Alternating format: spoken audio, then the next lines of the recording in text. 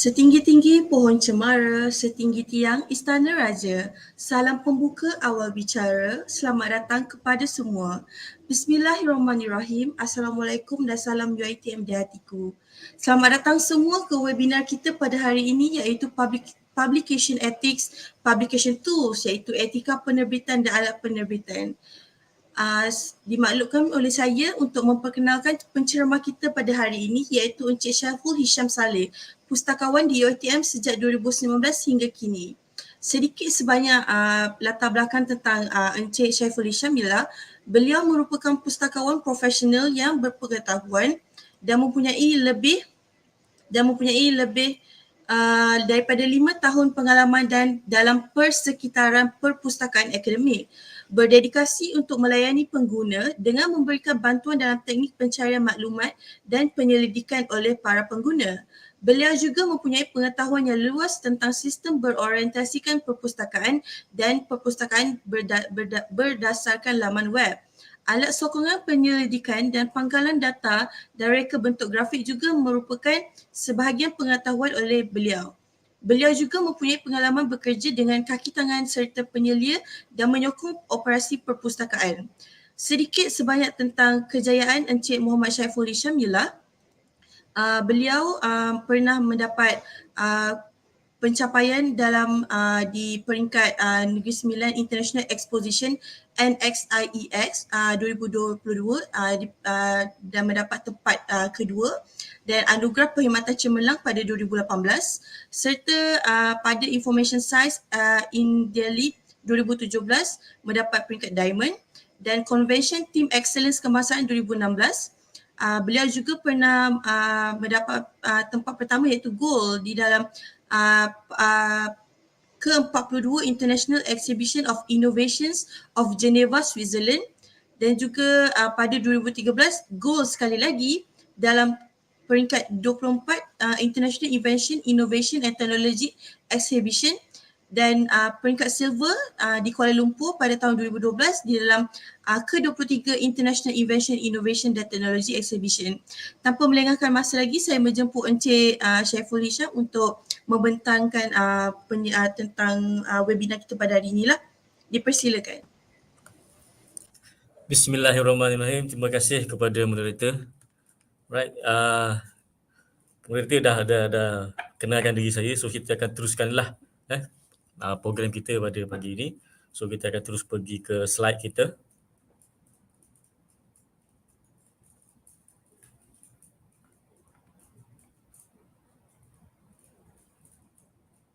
Right, so pagi ni saya akan kongsikanlah sedikit pengetahuan dan juga pengalaman saya dalam memberikan perkhidmatan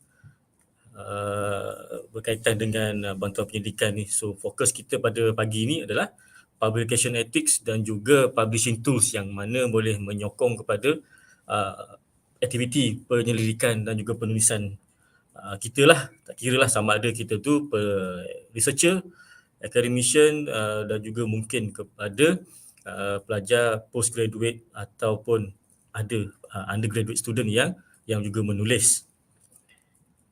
Okay, so sebut sedikitlah tentang modul kita pada pagi ini. Publication ethics is important when publishing the result of scientific research or other scholarly activity. Publication ethics are principles of conduct that are generally agreed upon to and publication tools enable researcher to identify potential journal titles, and the journal search tool require the author to provide keywords or abstracts. Okay, so kita pagi ni kita akan tengok pada dua perkara lah. Yang pertama tengok pada etika penyelidikan dan juga seterusnya kita akan tengok kepada alat penyelidikan yang sesuai untuk kita guna pakai dalam membuat pencarian jurnal-jurnal yang berimpak. Okay. Alright, yang pertama bila kita nak start menulis ni the key-nya adalah how to write your affiliation. Okay, so ini yang kami cuba tekankan dulu sebelum kita start the process of the research, sebab when you do your research you need to understand how to write your affiliations. Okey, sebab banyak kes daripada pengalaman saya sendiri menguruskan data-data penyelidikan ni, banyak kes yang berlaku, ada yang menulis affiliation-nya tu tak lengkap sepenuhnya, dan ada juga yang salahnya berada di pihak penerbit jurnal tu sendiri, yang mana tidak alert tentang penulisan affiliation bagi sesuatu institusi akademik ni. Okay, so sekiranya ada perkara-perkara yang macam gitu, yang sekiranya ada publisher yang salah tulis kita punya affiliation, kita kena maklumkan balik kepada publisher tu to make sure that the affiliation adalah tepat. Okay, sebab kita tak nak sekiranya lah, sebagai contoh, sekiranya lah kita punya penulisan kita tu, penerbitan kita tu yang berindeks WAS, Scopus, ERA ataupun MySite, dan sekiranya kalau kata penulisan affiliation kita tu salah, dia tak termasuk dalam pencarian dekat database, contohnya database WAS kan. Sebab bila dalam database WAS ataupun Scopus ni kan, dia indeks lain daripada maklumat artikel jurnal tu sendiri, dia indeks authors punya maklumat dan juga institution punya maklumat. Okay, so each institution, research institution ni, dia ada special key ataupun panggil ID kepada affiliation tu sendiri. So make sure benda tu tally lah. So inilah contoh untuk kita tulis nama faculty dan juga UITM tu sendiri. Okay, ini contoh je lah. Dan yang latest kita dapati ada tiga faculty yang bergabung kan. So mereka pun dalam proses untuk memastikan penulisan yang untuk mungkin tahun depan ditulis dalam berdasarkan nama yang telah di endorse oleh UITM itu sendiri. Okay, so make sure you know how to write your affiliations. Right, and then yang kedua, kita akan setiap kali kita menulis, we have to do the checking lah about the plagiarism ni. So currently UITM dah guna pakai original untuk buat semakan kepada artikel-artikel, manuskrip yang kita akan submit kepada mana-mana jurnal ataupun mana-mana penerbit conference ke apa semua. Kita akan semak terlebih dahulu menggunakan original punya ni, untuk semak the quality of our research lah, to make sure that kita bukannya copy bulat-bulat daripada previous study punya research. Okay. Right, so kita akan masukkan kepada publication ethics. Right, okay, so ini sedikit definition lah. Okay, so publication is the most common contemporary form of research outcome to be disseminate. Okay, researcher remain owner of the published work. Okay, researcher remain owner of the published work. Okay, and then researcher publish in the form of article, books, book chapter, conference proceeding, and also the preprint archives. Okay, preprint archives ni, ini kita boleh katakan kita kembali kepada yang tadi tu, researchers remain owner of the published work. Okay, tapi sekiranya kalau kita nak publish, contohlah saya bagi contoh, sekiranya kita ni young researcher, okay, penyelidik yang researcher lah, yang masih baru untuk bergiat dalam bidang penulisan ni. So young researcher mostly dia tak ada grant research, so dia perlu join team research yang ada di kampus ataupun di cawangan masing-masing ataupun di fakulti masing-masing kan. Tapi kalau kata dia nak menulis their own manuscript ataupun research to be published dalam high impact journal, okay, kita tahu bila kita nak publish dalam high impact journal, kita kena bayar dia punya, namanya APC lah, article processing charges. Okay, kalau kita tak nak bayar APC tu, kita ada caranya. Caranya adalah kita boleh publish kepada jurnal-jurnal yang dilanggan oleh pihak kita sendiri. Okay, so we understand that kita subscribe to WAS index, WAS database, dan juga Scopus kan. So dan juga satu lagi Science Direct tu sendiri. Okay, so the Science Direct tu, itu adalah platform yang paling sesuai lah sekiranya kita nak cari jurnal-jurnal yang berimpact yang mungkin diindeks dalam WAS ataupun Scopus, dan kita boleh submit kepada jurnal yang diindeks dalam database itu, dalam Science Direct itu sendiri. Okay. Dan bila kita gunakan, dia ada dua package. Satu dinamakan package Open Access, yang mana copyrightnya belongs to the researcher lah selepas kita bayar APC. Tapi sekiranya kita tak nak bayar APC, sebab kita tahu, saya percaya saya pernah jumpa lah jurnal yang APC-nya sampai ke beribu ringgit lah. Ada yang sampai cecah RM10,000 satu paper. So that is normally Q1 punya jurnal lah. Kalau kita ada grant, tak ada masalah. So kalau kita tak ada grant, we go to the subscription punya package. So we submit our manuscript to the journal that PITA langgan lah. Okay, yang disubscribe oleh PITA. So itu yang menjurus kepada perkara keempat tu, preprint archive.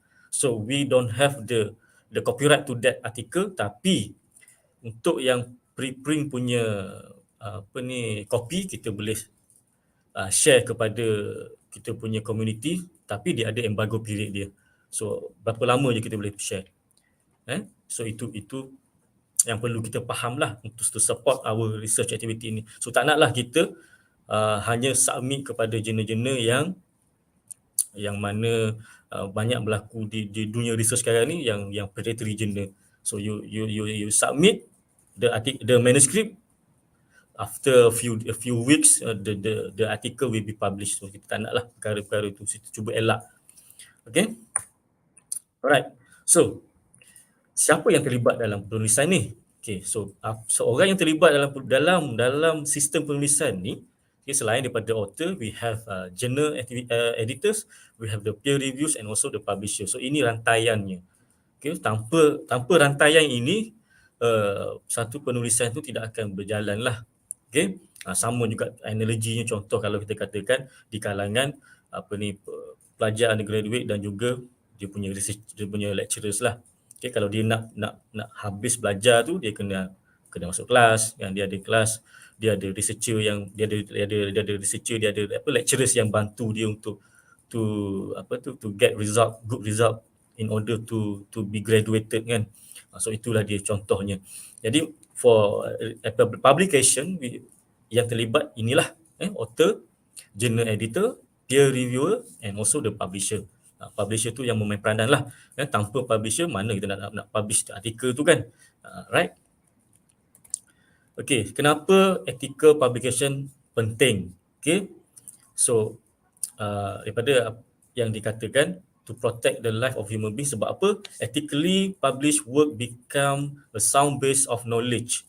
Okay, sebab apa dia kata a sound base of knowledge? Sebab kalau semua orang boleh terbit apa jua yang dia nak terbitkan, dia tak ada, kita katakan sebagai quality control satu. Okay, another thing is the research punya quality itulah.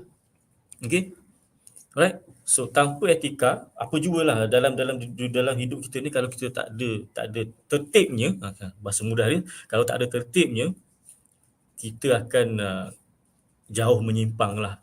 Contoh kita nak beratur, nak pergi ATM katakan, kalau kita tak ada sistem etiknya beratur tu, semua orang boleh cross, boleh cut queue apa semua tu, akan jadi satu masalah pergaduhan lah nanti. Okay, so itu yang pentingnya kenapa perlu ada etika dalam penulisan ni. Okay, to help in educate rationalization to accelerate the scientific progress. Okay, bila kita katakan to help in educate rationalization ni, sebab kita nak make sure yang our research output tu, okay, can be used by semua orang. Okay, sama ada research kita tu mungkin bagi kita itu yang bagus untuk kita. Okay, dan mungkin bagi bidang lain, apa yang kita rasa bagus tu tak berapa nak kena dengan dia punya line of research. Tapi when we do research, it's about to do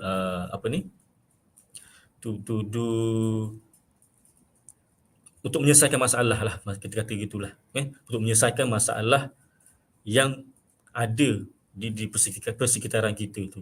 Okay, so kita gunakan pendekatan research ni, the scientific punya method tu, to help to solve the problems yang ada masa tu, masa kita buat research tu. Okay, right. And then to show ethical path to the followers. Okay, sekiranya kita dekat UITM ni, we have lots of scholar profesor yang hebat. So apa yang dia orang pakai tu, apa jua method yang dia guna pakai tu, we have to follow. Okay, right. Sebab saya percaya setiap kampus, setiap fakulti, setiap cawangan ataupun COE, dia ada dia punya mentor mentee. Dan juga saya percaya ada apa itu kata research groups kan. Research group tu itulah tempat kita to nurture the research activity. Okay, so senior researcher must help young researcher.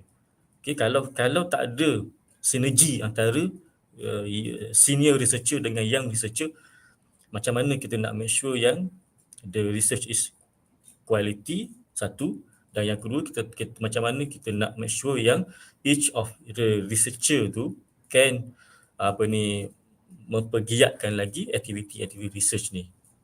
Okay, and then to help in image building of researcher. Okay, to help image building ni untuk researcher adalah dia punya citation count dan juga H-index dia. Ini untuk dia punya matrix of researcher lah, the authors punya matrix. Okay, selain pada tu, sekiranya kalau katakan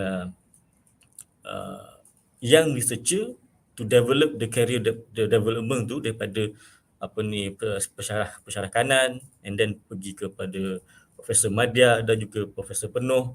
Okay, so dia punya path tu memang dah ada, kan? Cuma kita perlu menulis, tapi menulis cara yang betul. So we have to use the ethic, we have to follow the ethical of publications. Alright, so ini yang bagi saya things yang perlu kita ponder lah in terms of publication. Okay, so ini kami kita dah senaraikan. Okay, yang pertama authorship and the contributors, multiple submission, publication misconduct yang terdiri daripada plagiarism, research fraud, fabrication, falsification and also the slimy slicing. Okay, so kita akan pergi satu persatu yang ini ya. Right, so author and the contributors. Okay, authorship entails responsibility and accountability for the published work. Okay, sekiranya berlaku pelanggaran hak cipta, sekiranya output research tu tak betul, mungkin method yang digunakan salah, so itu semua tanggungjawab author dan juga contributor tu sendiri. Okay, sebab kita kena make sure yang our research tu adalah original daripada idea kita, walaupun mungkin ada yang kita adapt dan adopt, tapi we cannot copy bulat-bulat from the previous study, kan? So we have to have our own novelty of the study. Okay, kita kena ada tanggungjawab lah ke atas kerja yang kita buat tu. Okay, Cope suggested as an author who should contribute as one of the following ways lah. So, significant contributor to conception and or design of the work, okay, acquisition, analysis and or interpretation of data generated, collected during the work, drafting, editing the work, or revision is critically and thus contributing important intellectual content. Okay, so 4 perkara ni yang setiap author perlu follow lah. Okay, saya percaya bila kita nak start menulis tu, we have the concept, we have to design our work, we have to use research method on how we want to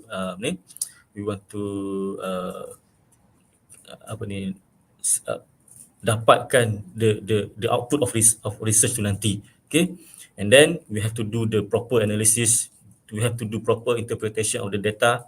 Okay, adakah interpretasi data kita tu menyokong kepada kita punya hipotesis semua tu, we have to do that.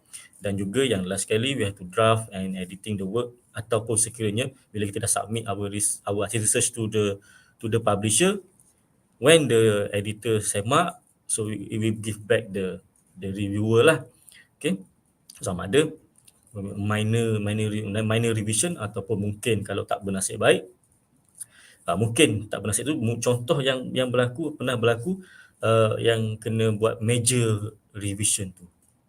Okay, mungkin apa yang berlaku adalah editor tu bukan daripada bidang kita. Perkara tu pernah berlaku lah sepanjang pengalaman saya lah. Okay, so macam mana kita nak make sure yang kita punya artikel tu tidaklah sampai jadi full revisions, kena ubah, we have to revamp balik kita punya research tu, adalah we have to berkomunikasi lah dengan reviewer tu, dengan publisher tu, cerita-cerita apa sebenarnya. Sebab bila kita hantar artikel kita kepada international journal, the problem is our population di Malaysia contohnya tak sama katakan di negara Argentina contoh, kan. Nature kita, the social economy kita tak sama dengan yang ada di negara lain tu. Okay, so itu we have to make sure, we have to clarify lah, and we have to defend our research. Okay, itu kalau in terms of the data generated tu, the output kita tu. Tapi method ni sama je semuanya biasanya. Right? Okay, so another thing is in case of multi-authors paper. Okay, bila dah ada author yang ramai dalam penulisan artikel kita tu, we have to make sure that collectively take the decision about all aspect of the work. Integrity and accuracy of work has to be resolved. Final approved version to be published. Each author should be able to identify which co-author are responsible for which specific parts of the work. Okay, saya percaya ramai researcher tahu benda ni. Okay, when we do a research, okay, setiap orang akan ada pemberatnya masing-masing. Okay, for the corresponding author, the work adalah to communicate with the journal, dan juga mungkin dia dalam satu paper tu pemberatnya mungkin dia lebih pada ahli-ahli yang lain lah. Okay, and then so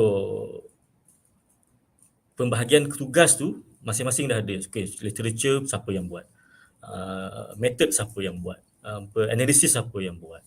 Okay, so masing-masing ada part masing-masing dalam tugas untuk menyiapkan artikel jurnal kita tu, ataupun maybe kita punya grant lah contohnya.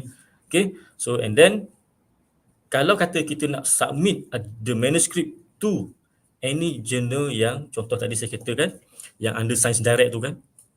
Okay, so katalah corresponding author submit artikel manuscript tu kepada satu jurnal yang diindeks oleh WAS katakan, tapi jurnal tu dilanggan oleh pihak PITA, kan. So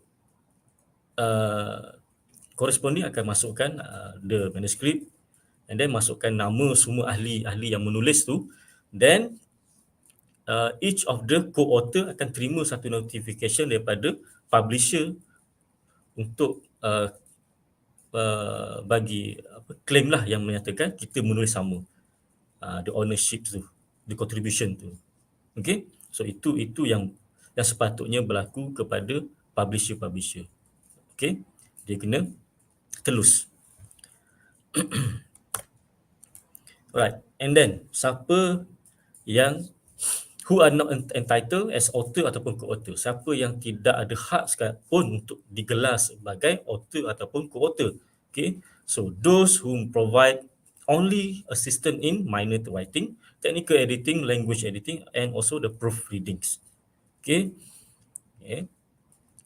kalau setakat buat check grammar kan, lepas tu buat proofreading dan juga technical editing tu, contohnya kalau katakan kita punya documents tu we use words, kita tahu kan UiTM ada easy write with Microsoft Word.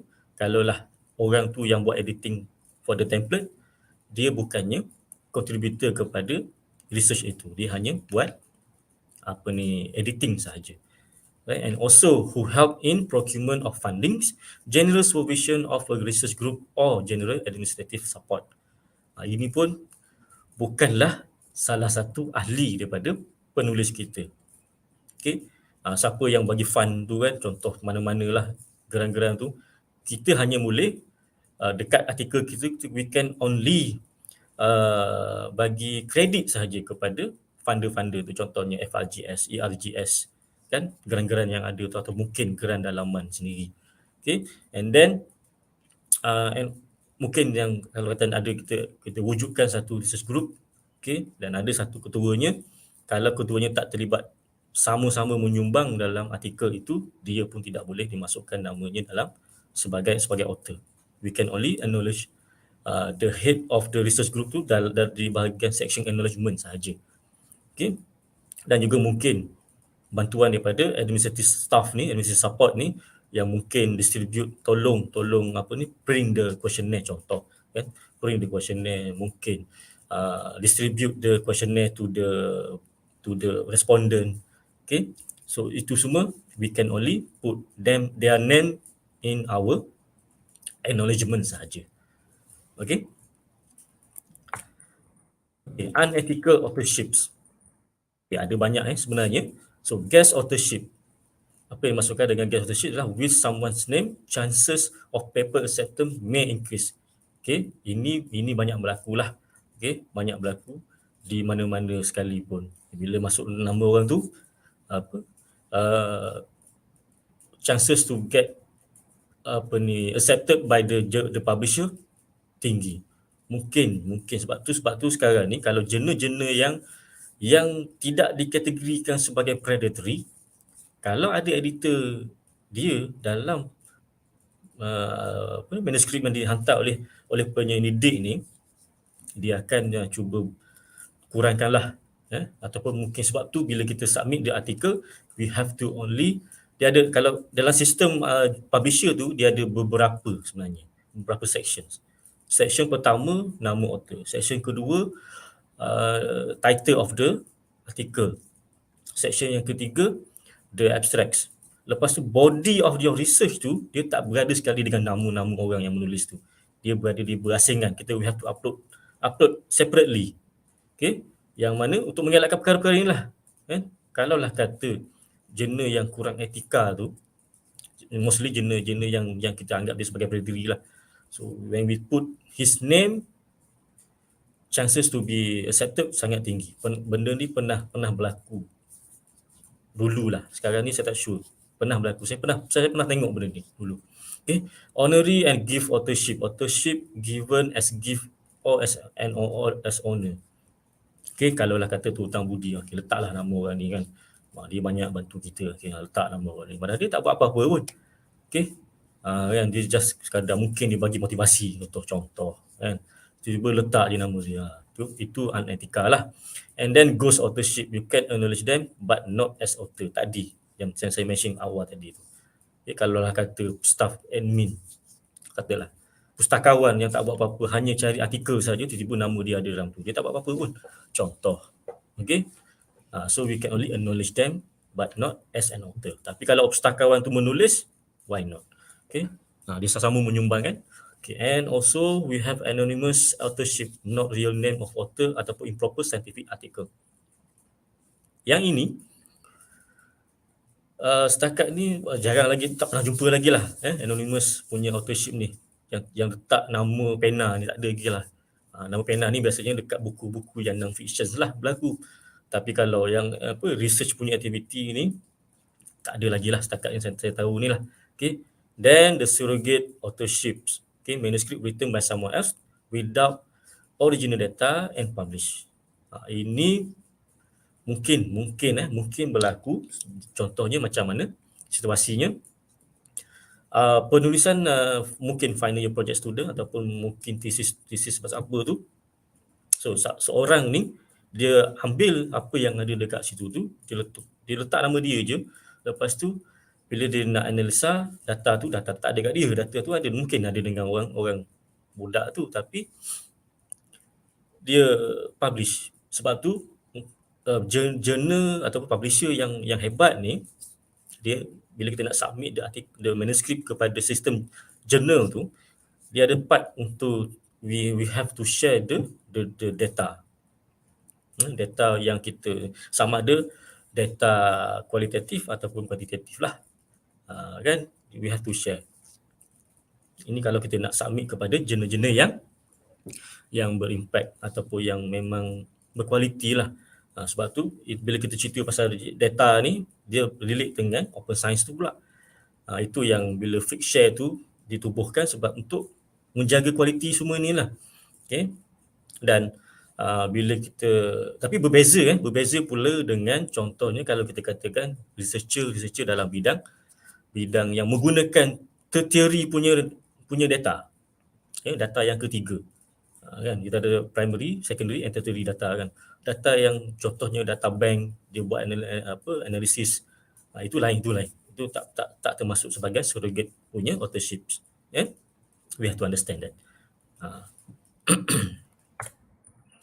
Okay, multiple submissions. Ini banyak berlaku. Even sekarang pun masih lagi berlaku. Okay, unethical to submit the same manuscript to more than one journal at the same time. Okay, by doing this, you wasting the time of the editor, the peer review, and also can damage the reputation of the author. Dan if the journal is published more than one journal, is the article lah. So maybe sekiranya ada sesiapa yang mengadu, so the later publication must be retracted.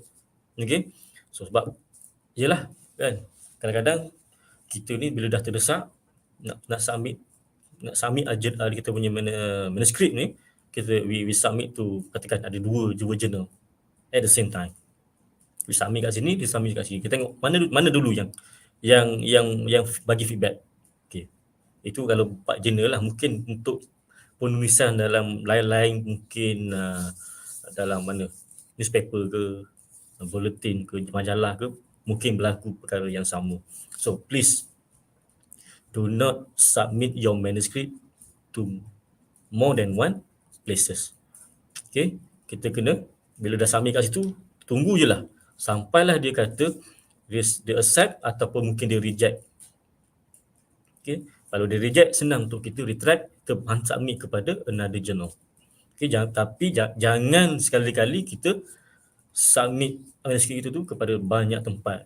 Right? So itu melanggar etika publication lah. Okay, and then we have publication misconduct. Right. Ini pun kita dah bincang pada awal tadi kan, plagiarism. So when one author intentionally use another without permission atau credit ataupun acknowledgement. Okay, ini pun pernah berlaku lah kan, yang mana satu kerja tu dia hanya tukar nama je. Lepas tu dia claim itu dia punya.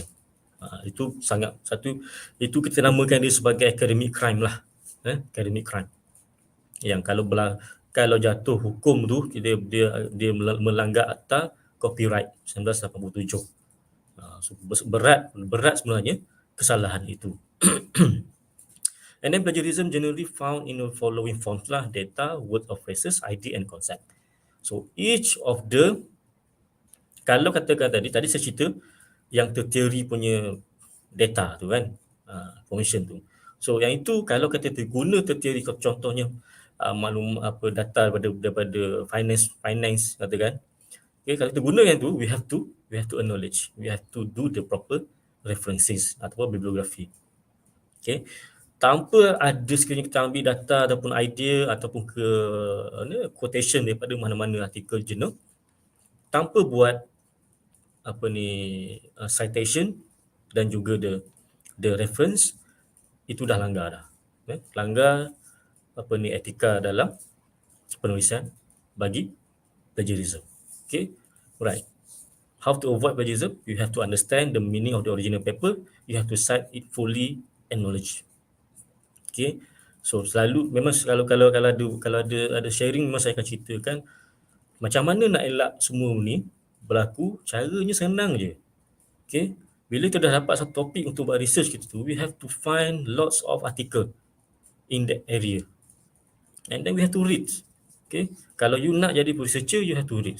Tak kisahlah kan, apa-apa pun you have to read.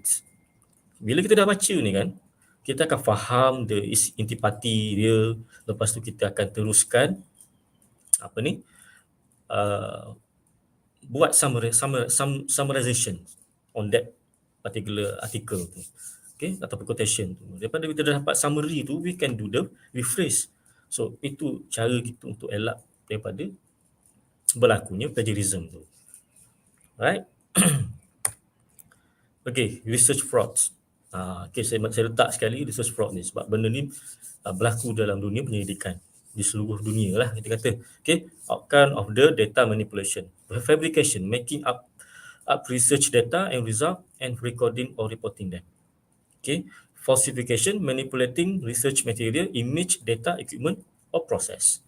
Okay, fabrication dia katalah contoh fabrication ni. Research data yang dia dapat negatif katakan. Kita tahu kan bila buat research ni ada positif ada negatif. Negatif. Dia tak support kepada dia punya hypothesis.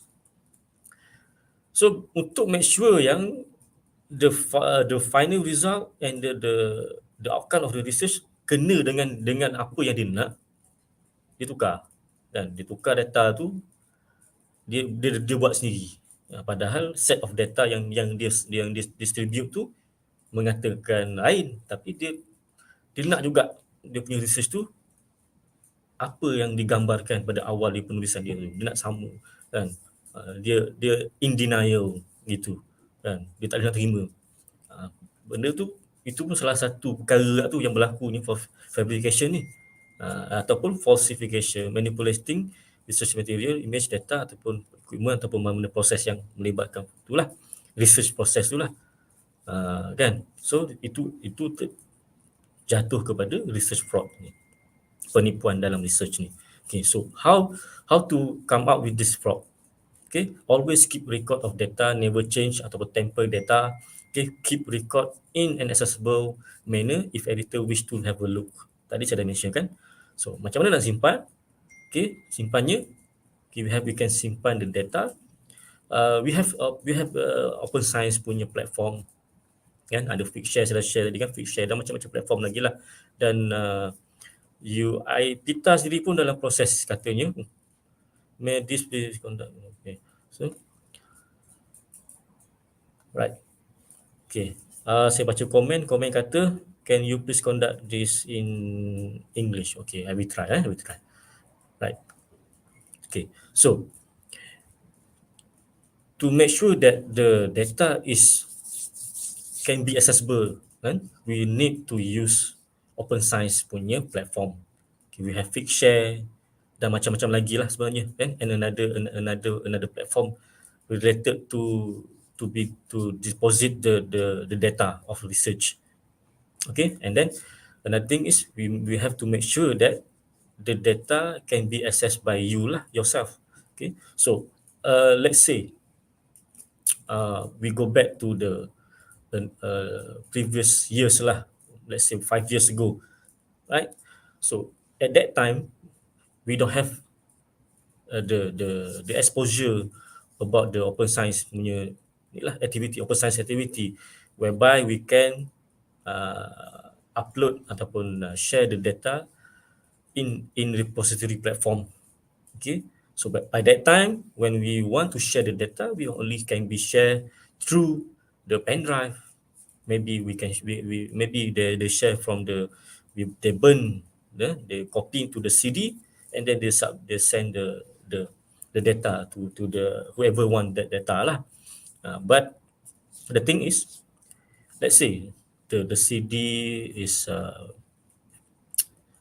broken, right? Or maybe the pen drive is cannot open lah, corrupted lah the data. We can say that as corrupted lah.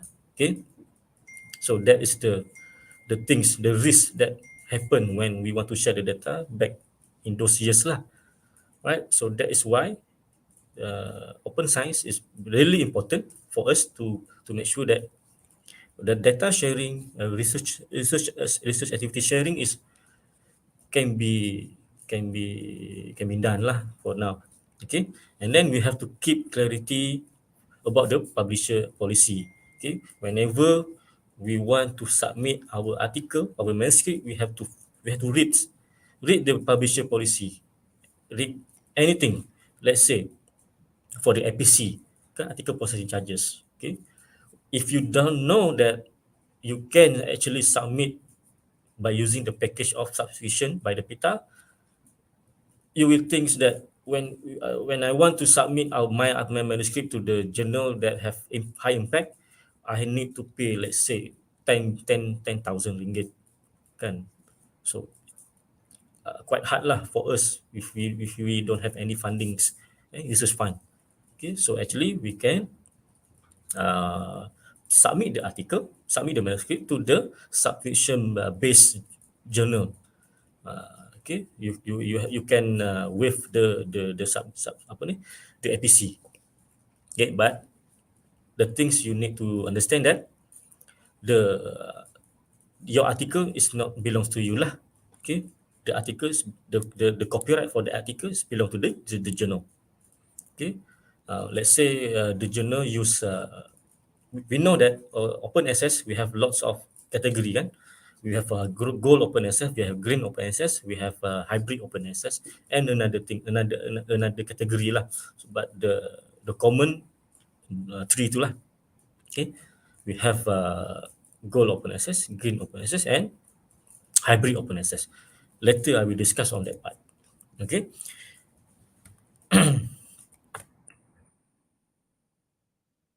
Right. And okay, selami slicing ataupun selami publication. Converting one meaningful paper into several different paper from the same study. Okay, let me be clarify that from the same study lah, same study of normally for one small research. Okay, it's not maybe someone we argue me that thesis publication we can actually for thesis publication for thesis we can actually do more than one article submission. Why is that? Okay, we can do the concept paper, we can do the purpose, we can do the purpose apa tu? Purpose method. Okay, we can do the purpose method for our research. That is one paper. We can do the pilot study of your research. That is another paper. And the third one, we can do the full research paper. Okay, we can actually from one thesis we can actually find 2 or 3 paper lah, or maybe more lah. But what is about selami slicing? Let's say from one full research paper, we have method, we have the DVIV. From that part, we wanted to submit to 2 ataupun 3 journal. So one is for the DV, another one is for the IV. IV we got 3 IV, so we think we can get 3 more papers. Okay, that is wrong. You cannot slice, you cannot divide your method. Okay, never ever do that. Okay, like I said earlier, for thesis is another thing lah. It's a difference. We can do the, let's say, literature review. We can do the systematic literature review about our thesis, and then we can do the full paper research, and then we can do the pilot study of your research. Okay, so that is the area that you can explore lah. Okay, so way to come up from this problem is avoid inappropriate breaking up data from a single study. Be transparent while submitting your paper to the publication. Okay, so you have to understand that, right? Okay, how to identify journals to submit to, right? So here I will touch about, we're going to discuss about the open access. Okay, so open access allow user free and unrestricted online access to journals and other type of content of the publications. Okay, open access developed as a response to technological changes in scholarly publishing, printed based to online based, and charges in the commercial publishing business model. Okay, so open access ni is actually commercial publishing business model. Like I said earlier, the copyright belong to whom? Either you as the author or you the publisher. Okay, technology allow for easier, faster, and lower cost to create and deliver information. Subscription or access through organization affiliation are generally not required to access the open access publication. Like I said, when we PITA subscribe to the, let's say we give one example, let's say Science Die, right? So all the articles there that not categorized as open access, you can download because we subscribe to that particular journal in that platform in the Science Die, right? Okay, but as researcher, why open access is important? It is because you want to make sure your research output can be disseminated by the time it been published. Okay, but then again, do you have grant? Do you have the fundings to pay the APC? If you have that, you can just go and publish when you have when you supported with the grants, right? When you support with the grant, you can pay the APC. Eh? So that is why the copyright is belong to the researcher, and researcher can distribute the article to anyone they want to. Okay, in terms of visibility, the research output can be disseminated freely lah. Okay, without having problems to download the article from the subscribe punya journal. Let's say you want to share the article. Let's say the article is under subscription. Under subscription, it's not open access. Maybe it's from the green open access. Okay, green open access. It offer you open access yang freely can be distribute ataupun yang subscription based. Okay, right. So legitimate open access publication respect of scholarly ataupun creative publishings, adherence to its intellectual integrity, and the benefit author gains through their works. Okay, so when we want to find journals to submit to, okay, so open access publishing ni, you have to be careful. Yeah, whenever you want to submit your manuscript to the journal that is entitled as open access, you have to be very, very careful because we don't want to waste our research output published in the fraud journal. Okay, fraud journal. Later we can discuss about that. Right. So normally, legitimate open access publication, it maintain quality control such as peer review, single blind, double blind, ataupun twice lah, twice blind. So normally double blind lah. Okay. Include policy for its various process, retraction, archiving, author rights, are frequently affiliated with a scholarly organization or institution, follow professional standards from the Open Access Scholarly Publisher Association (OSPA) ataupun Committee on Publication Ethics (COPE). Okay, so those legitimate, legit open access publisher, they have this criteria. Okay, but those who we can say that as a predatory journal or maybe fraud journal, sometimes it skip a few steps from this lah. Okay, when you pay your APC, the article can be published. Okay, can be published. Maybe they just give you little time of the duration to answer your manuscript, maybe in 1 week, kan? So 1 week is fast lah. We can say it's too fast lah, because we know that when the editor want to review the manuscript, it takes about 3 weeks, at least 3 weeks. Okay, so be careful about that, right? And then we have the model.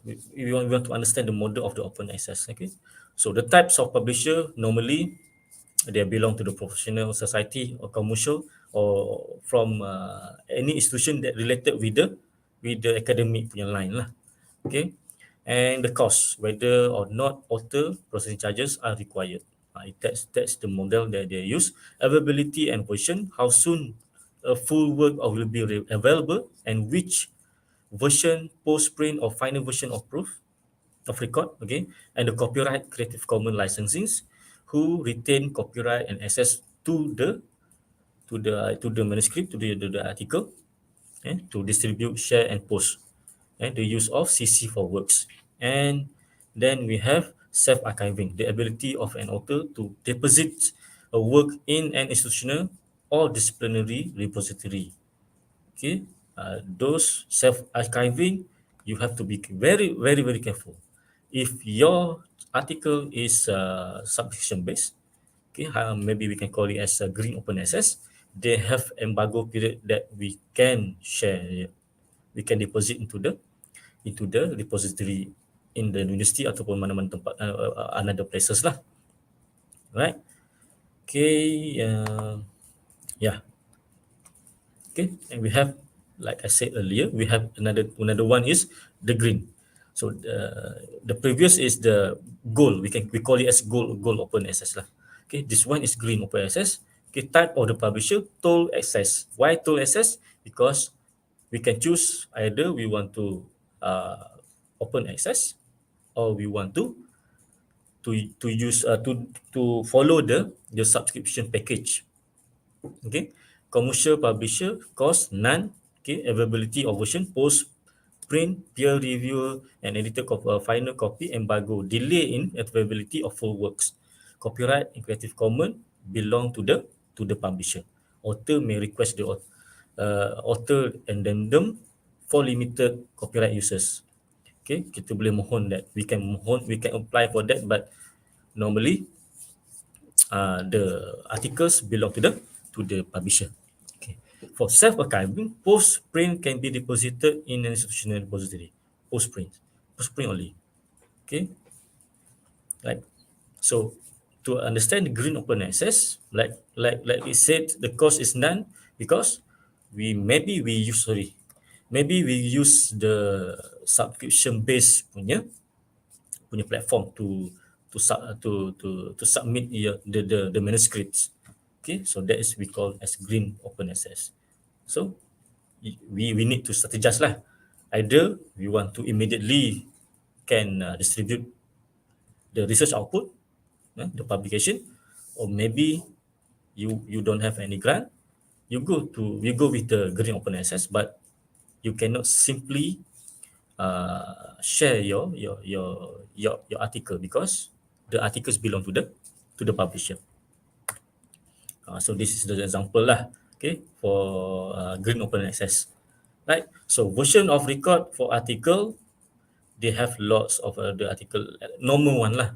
Normally when we do the proper referencing, they have the article journal, they have the volume, issues number semua tu kan. And then for the post print of the same article, okay, they have the title, the journal's name, but at the back they only have they say they give the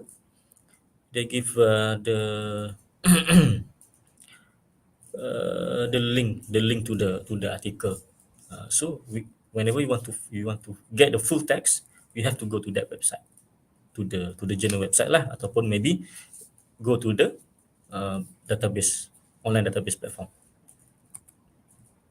right? And then we have gold open access. Okay, gold open access, publisher normally is varies lah. Okay, they will charge you the author processing charges. Okay, the availability and final version of the record can be distributed. Okay, copyright, Creative Commons license, author particularly retain the copyright. Right, it's different with the green. For green, copyright belong to the publisher. Gold, the copyright belong to the author. Okay, and self-archiving typically allowed lah.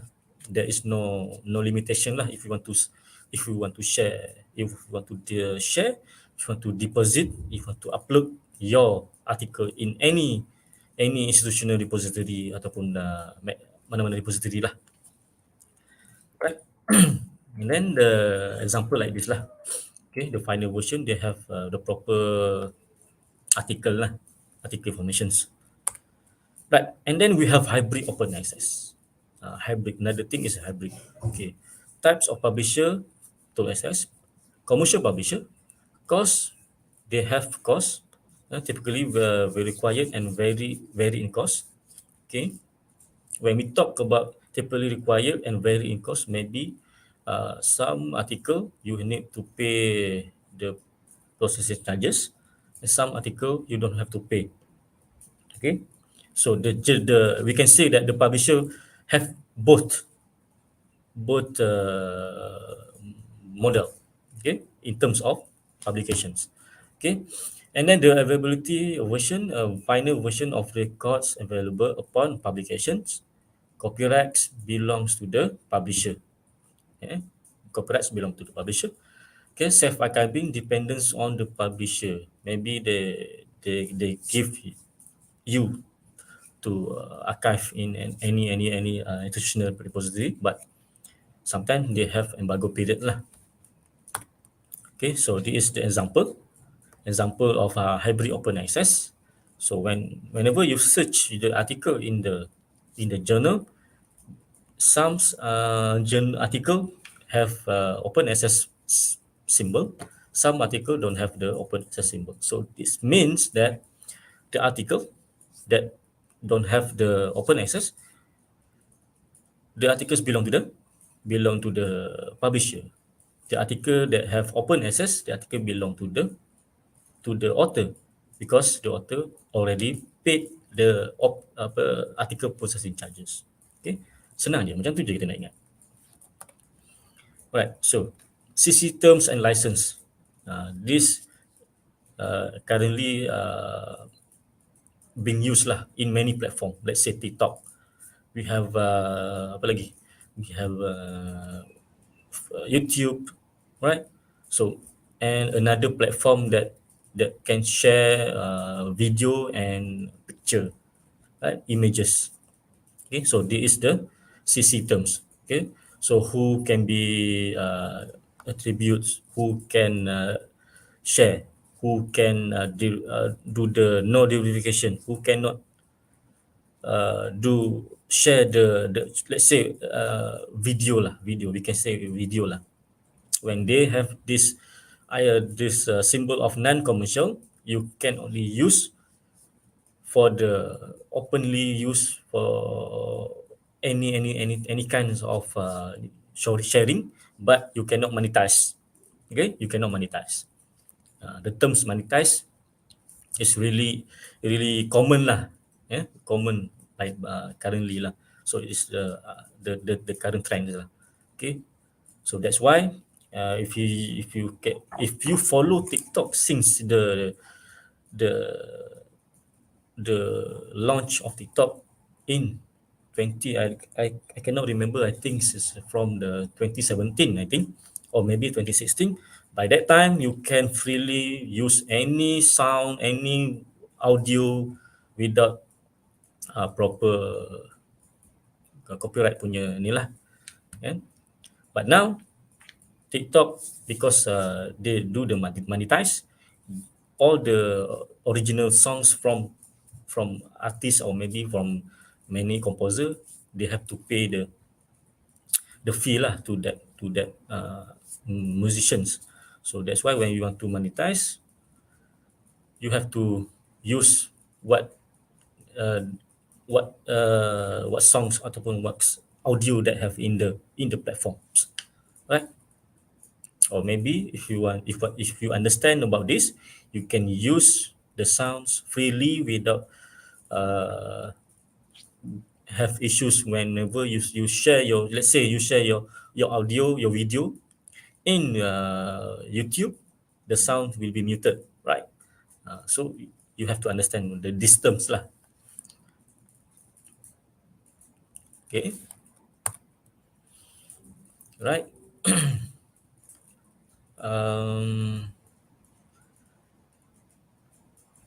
Can I pass the session to the moderator first before I continue my sessions?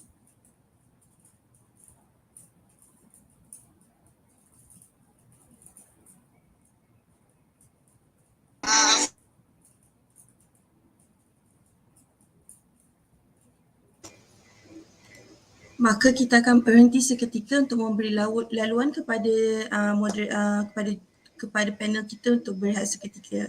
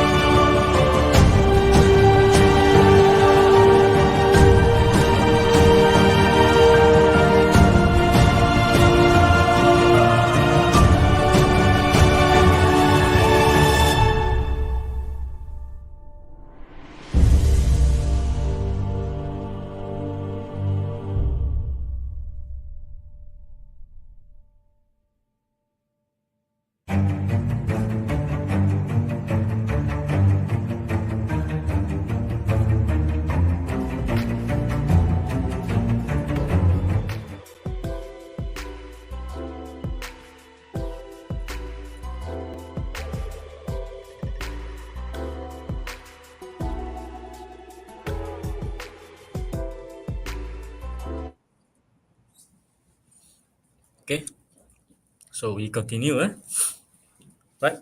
Okay.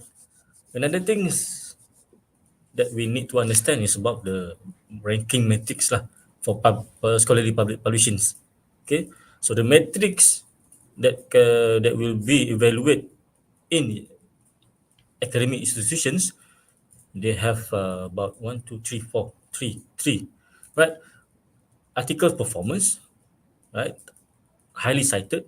So this is another thing that we can discuss because whenever you publish your article because of I understand I believe that many of the researchers, they pay for the FAC charges. So if you want to pay your manuscript publications to the journal, I suggest you to go and search for high impact journal, yeah? Or maybe go to the journals that visible to many audience lah. We can say the audience from the whole world lah. It's not just from that particular area because of the publishers in Pakistan, let's say. Okay, so try and search journals that have coverage that offer coverage worldwide. Okay, it will help you will help your article to be visible, yeah, to be cited lah, right? And then when the article is have a numbers of citations, it go to the journal's performance. Okay, so they have a journal impact factors for Web of Science, and they have a site score for Scopus.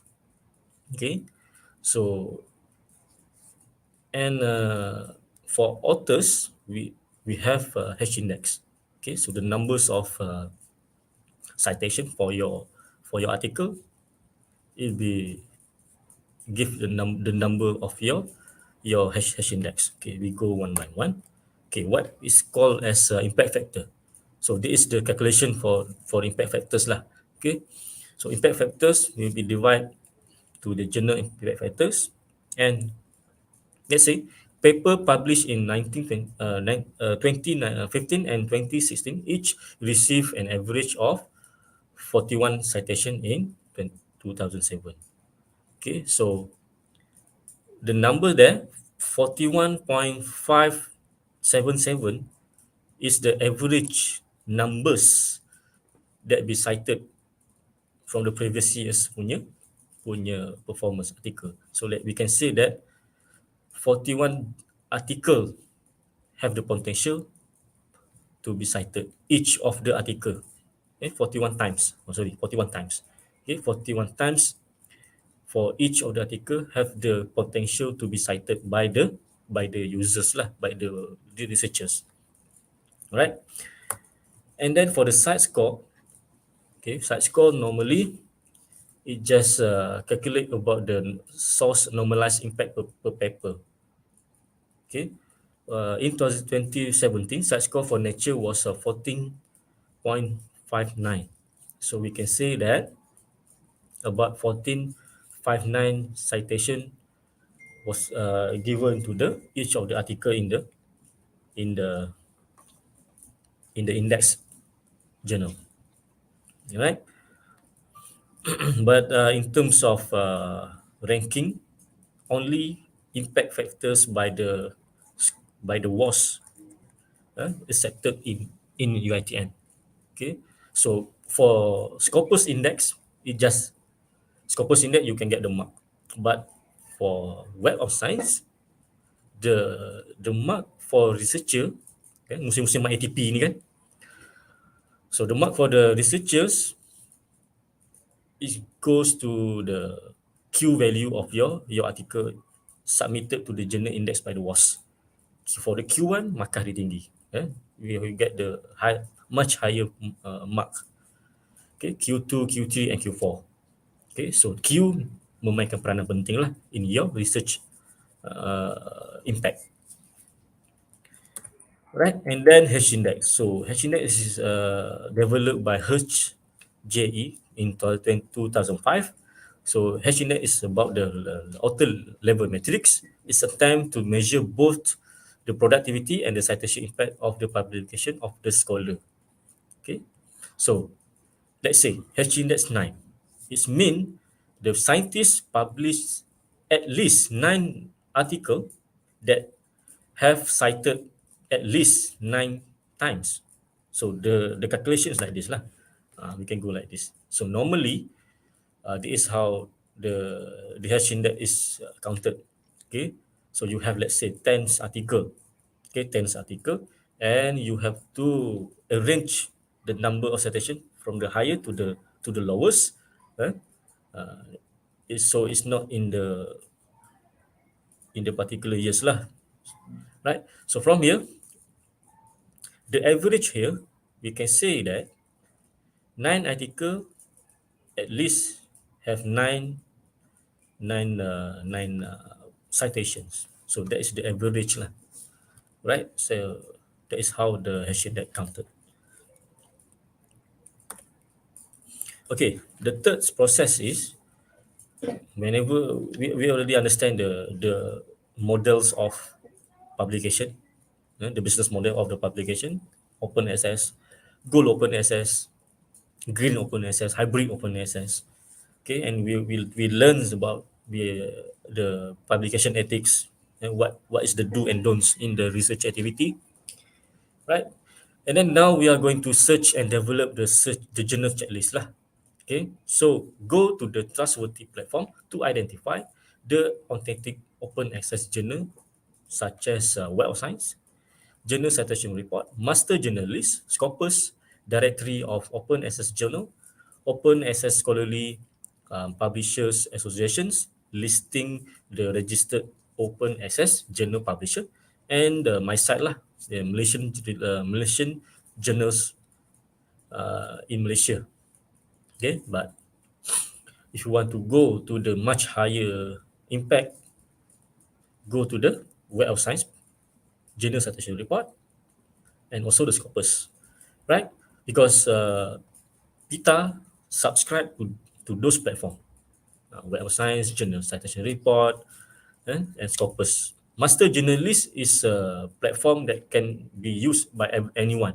You can just Google and click on the Master Journalist, right? Anyone can use that one. Tapi because of we have the privilege to use Web of Science, just use Web of Science to analyze the ranking of your potential open access journal, right? So go there. Okay, how to identify reputable index journal? Okay, so these things that everyone in university talk about since the list by Bill have been used by lots of university in the worldwide. Okay, so according to Bill, predatory publisher, those that unprofessionally exploit the open access model to their own profits. Okay, so the model, the open access model that used by the predatory journal, normally they have the proper website, but we have to be careful to search their processing charges, their times to be published, the duration from manuscript submissions, the period times given to the editor, the reviewer, until the times to be published. Let's say the journal, the period, the whole process only took about 2 or 3 weeks. Those have potential to be claimed as predatory journal. Okay, because normally it will took more than three weeks lah until the process. But actually, good open access publisher, the timeline for for publication to be the manuscript to be published, normally it takes for about 2 months until ada yang sampai 6 bulan. Setahun pun ada. Right? So that is the legitimate open access publisher. And the normal one 2 months, like that lah, 2 or 3 months. Okay, tapi if you came across with the journal that say the whole process to be published only took about 3 weeks, you have to be very, very careful. That's one thing. And another thing is, if that publisher have more than 20 journals in that platform, okay, that also you have to be careful. And another thing is, please, whenever you identify any journal that you want to submit your article, please communicate with the editorial boards that are given in the website. But because sometimes predatory journal, they just put the names there, but that person, the professor there, that name listed in their or the editorial box, doesn't aware that he was appointed as editor. That's another thing how you can avoid publish in the predatory journal, right? Okay, and then another thing, you can go to the things check and submit. This OONG, apa, non-profit organization that help you how to choose the proper proper journals to publish your research output lah. Okay, and you can also go to the pedigree and blacklisted journal and conference and check the OAJ, and also you can go to the master journalist, right? So those are the platform that you can use to check either the journal is legit or not. Okay, but how about, let's say, how about the journal that already detected as predatory but indexed by Scopus? Okay, so back in the January or what? They have their one article journal that published regarding that topics.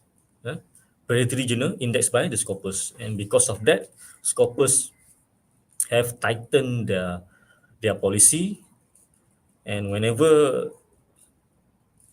have anyone reported that this journal is potentially predatory, they will stop the indexing of the article, and they will investigate but either the journal is legit or not. So that one is another thing lah, you have to beware lah. Okay, beware of that kind of situations, right? This is another listing lah, you can use. Okay, predatory and blacklisted. So this is what, like I said earlier lah. Okay, they give you discount, 50% off, or maybe they give you coupons. Okay, like Lazada, like Shopee kan, we don't know. Okay, so beware of that. Right, so this is the general criteria lah, for you as a researcher to follow whenever you want to publish. Okay, first you have to select your journal. Prepare your manuscript. You submit your manuscript until the process of revision or peer reviews. Okay, so normally here peer reviewer, like I said, it can takes normally it takes about 3 weeks lah, 3 weeks to 4 weeks. Okay, it depends on the journal's policy. Okay, and then we go to the acceptance process, editing, proofreading, and until the publishing. But if your manuscript is rejected, okay, you have to understand why it was rejected, and if the correction the correction is not so major, you can do the minor correction. But if let's say that you need to do the full revisions, okay, you can actually negotiate with the journal, with the publisher, with the editor, and you can say, but this is my area of research and this is the situation about my population. You can just nego, okay, you can try nego, right? Okay, yeah, this one. Yeah, you can check your journal impact within the subject area. You can go to the PETA digital library or any other places, but the best way is go to the PETA or digital library, go to the MyCare portal, go to the Web of Science and Scopus. Okay, we want to have many high impact article indexed by Web of Science ataupun Scopus to make sure that our university globally renowned, right? Okay, but if you want to publish article in subscribed journal, you can contact me lah, senang cerita. Okay, I will show it to you because I want to show, but today is not, we don't have the times. Yeah, right. So who is being praised by the praise regional? So these are the prey lah. Authors, the public, the libraries, scholar in the developing countries. Okay, developing countries like us, we have lots of grants awarded by the KPT. Okay, so because we have the money, we want to publish the research output. Okay, so sometimes there are predatory journal that we unfortunately publish our article in that journals, right? So you have to beware. Right, so identifying the wolf in the sheep clothing. These are the factors lah that we have to identify. Access to the article, people and places, fields with charges, indexing and metric spam, and also the peer review. We go one by one. Okay, access to the article. The article is claimed as open access, but not all issues are available. So this it things that you have to clarify within the journal website. Okay, you go one by one. The issues. Okay, they say that all this article is open access, but not all articles available there. Okay, journal is open access, but no article available in the archive, right? And then the people and places, right? No editorial board listed in the journal website. Yang ni red flag. Okay, if there are no editorial board listed in the journal web page, you can reject. Select another journal. Okay, no physical address given to the journals or publisher office. Okay, I have came across in 2020 or 2015. Okay, I came across with one journal. They mentions the address, and the address when I Google Earth, because the journal is from the US. When I Google Earth, the addresses, the picture that came out is the barns, right? The farm. It's not proper building for publisher. Ya, dia hantar gambar kebun macam gitu. Kan? So beware of that, right? And then the founder or head of the publishing company is also the editor for all of the journal published in that company. Okay, so ini pun we have to beware. The editor does not work or specialize within the field of the journals covered. Right? Ini memang monetize. They just want your money only. Okay, the editorial board is exactly the same all the journals. Kan mana mungkin. So we know that journals have different kind of category of the subject matters, but all journal have the same editorial board. So this also red flag. Right? You have to reject. Find another journal. Okay, fee charges. Right. So this is the main aspect lah. The main criteria for predatory journal. Okay. Journal indicates there are fee for submission, processing, publications, but not clear about the amount. Okay. Yang ni pun you reject. Okay, author must pay article processing charges or publication fee before the article is accepted. Okay, normally the normal process, your article is accepted, then you must pay the APC. Bukannya sebaliknya. Okay, publisher offer a membership, let's say discount, coupons, coin, anything lah yang give the benefit to the authors to become a member. Macam like Maiden card kan, member card. Alright, so yang ni red flag, reject. Okay, publisher offer option for researcher to prepay APC for future submissions. Okay, yang ini normally berlaku dekat mana? Pay later in Shopee. So yang ni pun reflects. Right? So don't use this one. Okay, the website seems overly focused on the payment or fee.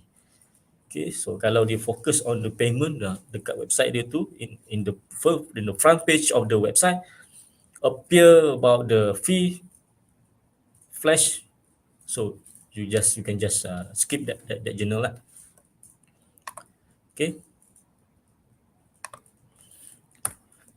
right. Okay, and then spam.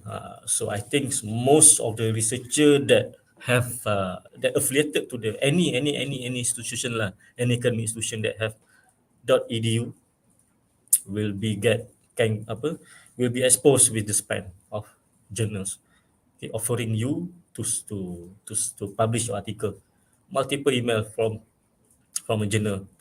Okay, so when they desperately wanted to find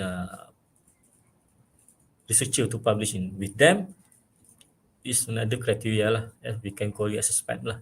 Okay, because high impact journal, they don't have to do the promotion like this. Okay, authors ataupun researcher, we go to them, right? Okay, peer review. This one lah, we already talked about this. Okay, is the peer review conducted? Who are doing the peer review? What is the quality of the peer review?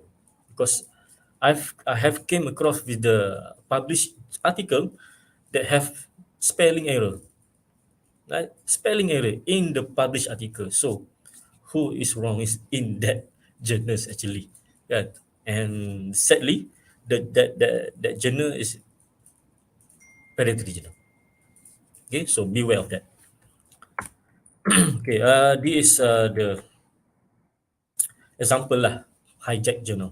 Okay, so normally hijack journal, we can say that the original journal in different language lah.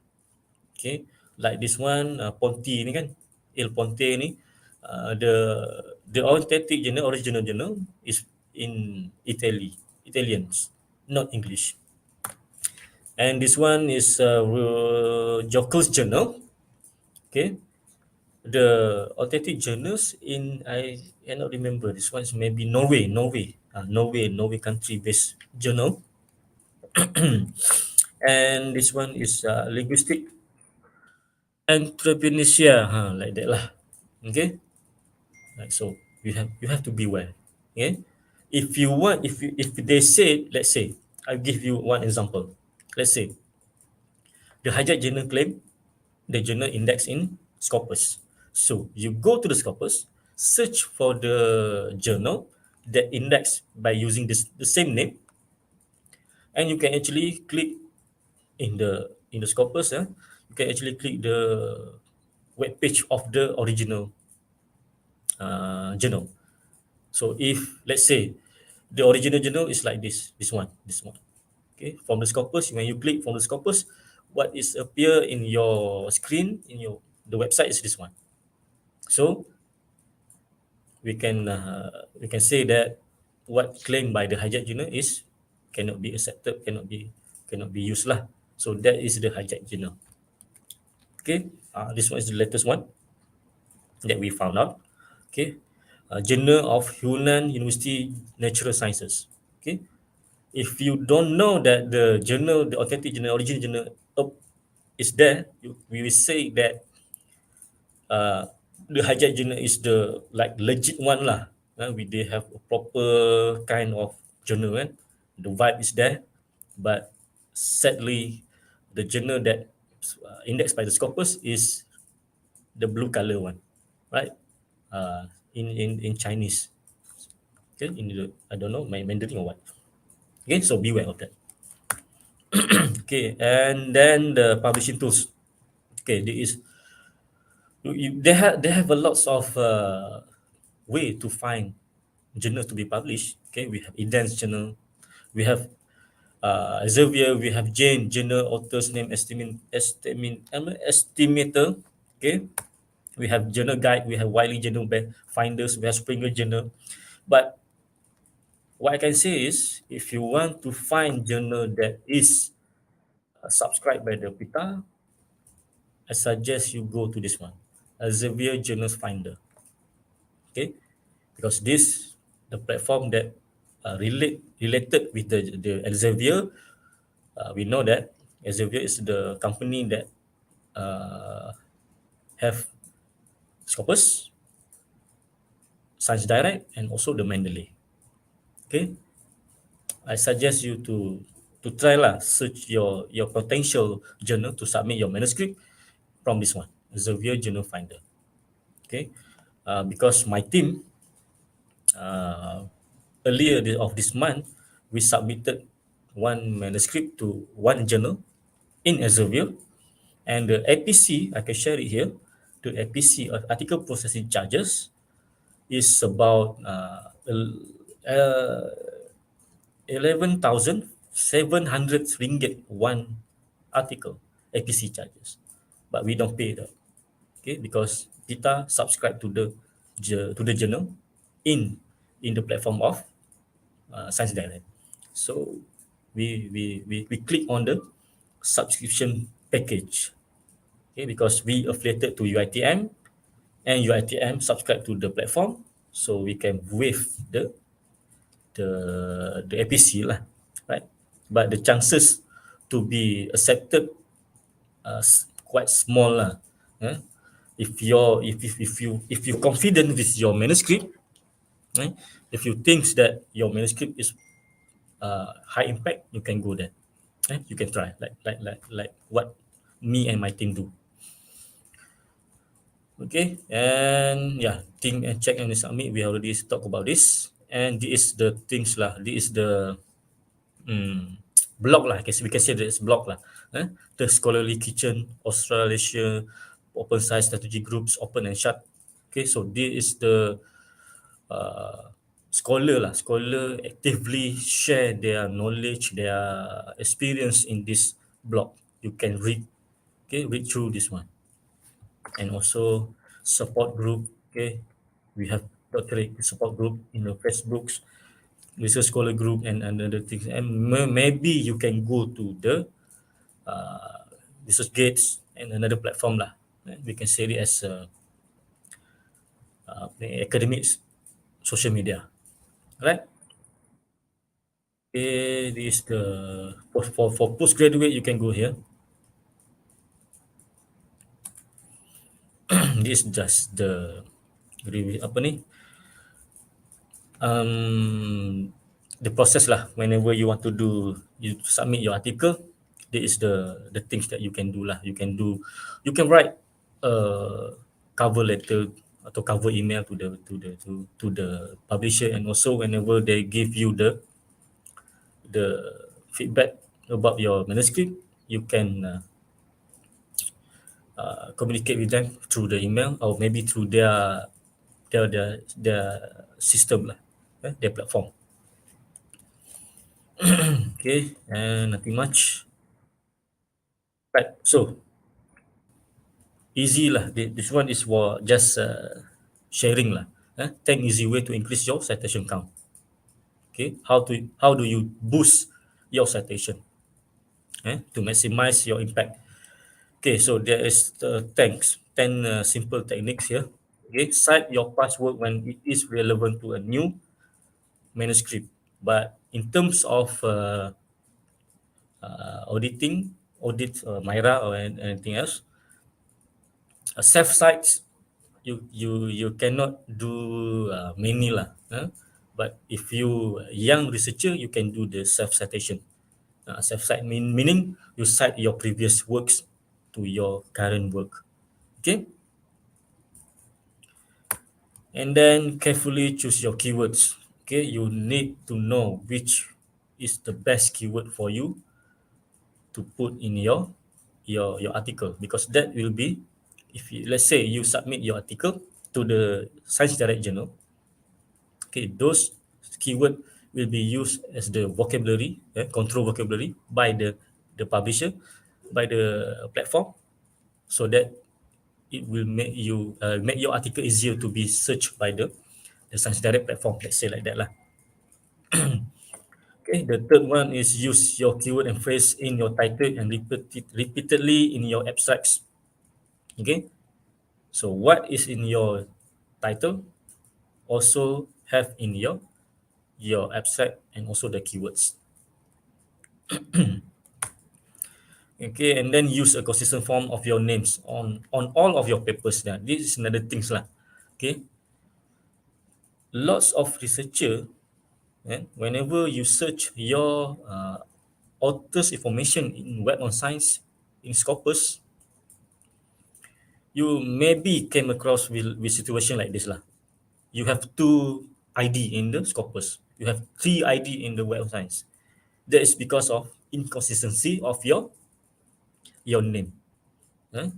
So make sure whenever you publish in any journal, make sure you bertegas, be firm with the publisher that I use this as my name as a researcher.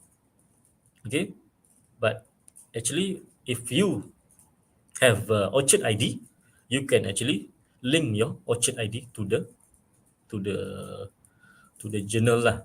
So most of the journal yang legit, yang have quality, they will ask about the Orchard ID.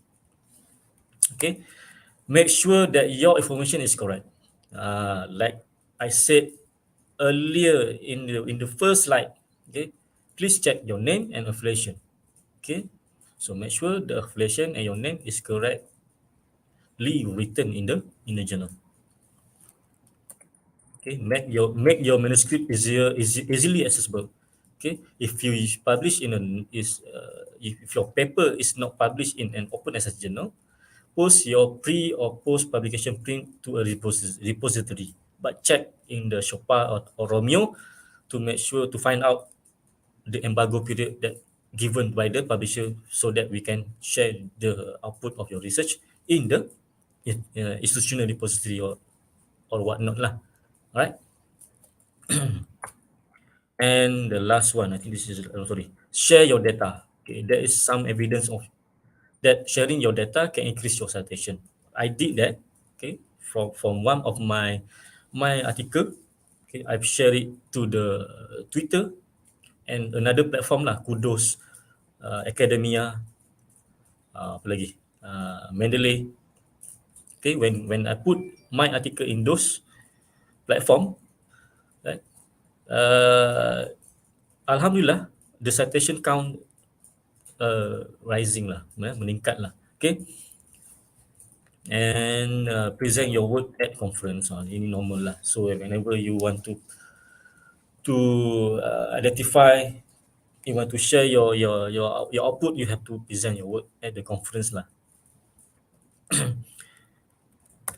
Okay, and also use social media like I said earlier, Twitter, academia, .edu, researchgate, because this will be count as one matrix.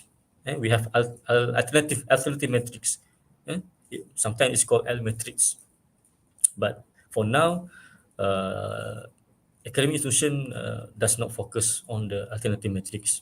But I think someday, maybe years, alternative metric will be something that is important to weightage the the reputation of the institutional, the academic lah, and also actively promote your work lah. Talk to other researcher about your papers, and I believe that we in UiTM we have a research group, so you can just share your knowledge, share your output, and like I shared earlier, share your research output in maybe in your blog, maybe in your website, maybe for now I think it's better for you to share your output in TikTok, apalagi YouTube, so make well use lah those platform. Right, so that is all from me. Okay, thank you. I will pass the floor to the moderator. Thank you.